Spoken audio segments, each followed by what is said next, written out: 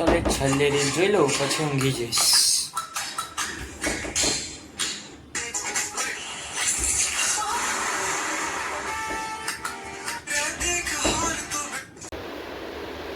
એ reel તો comedy હતી.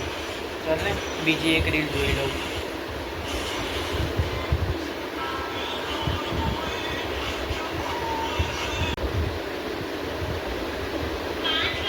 અરે સવારના 3:45 થઈ ગયા.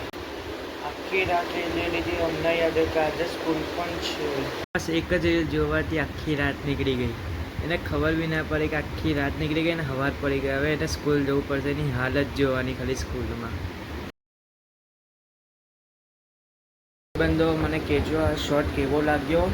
તમને સારું લાગે તો પછી મેં હજુ બીજો એક શોર્ટ પાર્ટ 2 લાવીશ. બરાબર? લાઈક કરજો, કમેન્ટ કરજો, શેર કરજો.